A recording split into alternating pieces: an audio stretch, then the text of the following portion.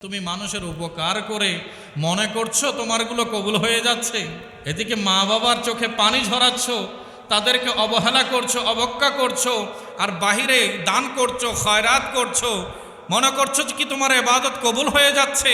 আল্লাহর রাসূল সাল্লাল্লাহু আলাইহি ওয়াসাল্লামের হাদিস, আমার পেয়ারা রাসূল বলছেন, সালাসাতুন লা ইয়াকবালুল্লাহু লাহুম সারাফান ওয়ালা আদালান, আকুন ওয়া মান্নানুন ওয়া মুকাজ্জিবুন বিল কদর।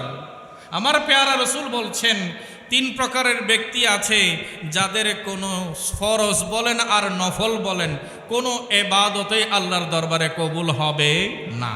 সে ফরজ এবাদতও করছে, নফল এবাদতও করছে, কিন্তু এই এবাদত রবের দরবারে কবুল হবে না। তারা কারা? এক নম্বরে আমার পেয়ারা রসুল বলছেন, আকুন, যে মা বাবার চোখের পানি ঝরাচ্ছে, যে মা বাবার অবাধ্য, যে সন্তানের প্রতি মা বাবা কষ্ট পেয়ে আছে, ওই সন্তানের মা বাবা যে কষ্ট পাচ্ছে, দুঃখ কষ্টের মধ্যে তাদের জীবন কাটছে, এই কারণে ওই সন্তানের কোনো ফরজ আমলও কবুল হবে না, কোনো নফল ইবাদতও কবুল হবে না। আজ আমরা লোকের সামনে, মানুষের সামনে বড় হওয়ার জন্য অনেক কিছুই করছি, মানুষের সামনে দানশীল দাতাও সাজছি, অনেকের বিবাহ শাদীতেও উপকার করছি।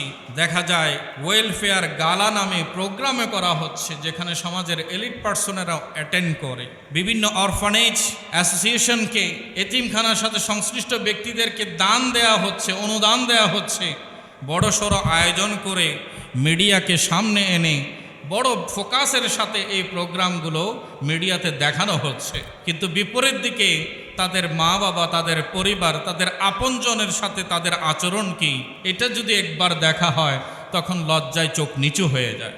যে বাবা মা আপনজনের সাথে তারা দূর দূর কোনো সম্পর্ক রাখে না, কিন্তু সমাজের সামনে একটু বড়ত্ব, একটু বাহবা পাওয়ার জন্য, একটু লোকমুখে সম্মান পাওয়ার জন্য তারা বড় বড় অর্থ সেখানে বিনিয়োগ করছে।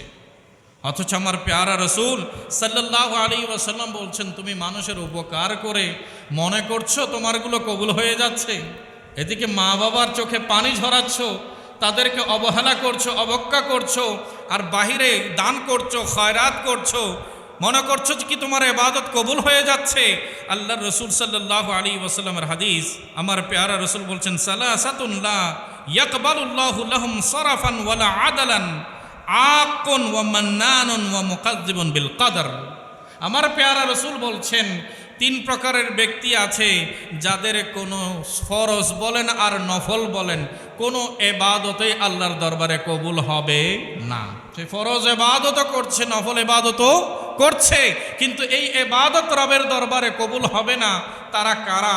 এক নম্বরে আমার পেয়ারা রসুল বলছেন, আকুন, যে মা বাবার চোখের পানি ঝরাচ্ছে, যে মা বাবার অবাধ্য, যে সন্তানের প্রতি মা বাবা কষ্ট পেয়ে আছে, ওই সন্তানের মা বাবা যে কষ্ট পাচ্ছে, দুঃখ কষ্টের মধ্যে তাদের জীবন কাটছে, এই কারণে ওই সন্তানের কোনো ফরজ আমলও কবুল হবে না, কোনো নফল ইবাদতও কবুল হবে না। দুই নম্বর আল্লাহর রাসূল বলেছেন, ওয়া মান্নানুন, আর যে ব্যক্তি মানুষের উপকার করে খোঁটা দেয়, মানুষকে দেখিয়ে দেয়, তোমার ছেলেপেলের লেখাপড়া তো আমার টাকা না হলে হতো না, তোমার মেয়ের বিয়ে তো আমার টাকা না হলে হতো না, তোমাদের ঘর পরিবার তো না খেয়ে মারা যেতে আমি যদি তোমাদেরকে সঠিক সময় সহযোগিতা না করতাম। এক সময়ে উপকার করেছে, আর এখন সময় খুঁজে নিয়ে যখনই সুযোগ পায় বারবার খোঁটা দেয়। এমন কিছু বদ আখলাক, বদ স্বভাবের মানুষ সমাজে আছে কিনা? আপনার সেই ইবাদত, সেই সাদকা রবের দরবারে কবুল হবে না। আপনি সাদকা করেছেন, এটি আপনার নিজের নয়, দিয়েছেন কে? আল্লাহর দেয়া নেয়ামত থেকে আপনি আল্লাহর সৃষ্টির, আপনার বান্দার খেদমত করতে পেরেছেন, এটাই তো আপনার জন্য বড় আনন্দের বিষয়, সম্মানের বিষয়। নতুবা কে কাকে এক লোকমা খাওয়াতে পারে? এমন অনেক মানুষ আছে যাদেরকে আপনি আমন্ত্রণ করতে চাচ্ছেন, দাওয়াত দিতে চাচ্ছেন, কিন্তু ওনার শিডিউলের সাথে, সময়ের সাথে আপনার ইচ্ছে মাফিক কোনো শিডিউল পড়ছে না। আপনি ইচ্ছে থাকা সত্ত্বেও তাকে মেহমানদারি করাতে পারছেন না, কিন্তু এমন বান্দা যে আপনার কাছে এসেছে, তার মুখে আপনি এক গ্লাস পানি তুলে দিয়েছেন, এতে তো আমার আল্লাহ খুশি হয়ে গেছেন। আর সেটাতে আপনি সন্তুষ্ট থাকুন। পরবর্তীতে তাদেরকে আঘাত করবেন এমন মন মানসিকতা পরিহার করতে হবে।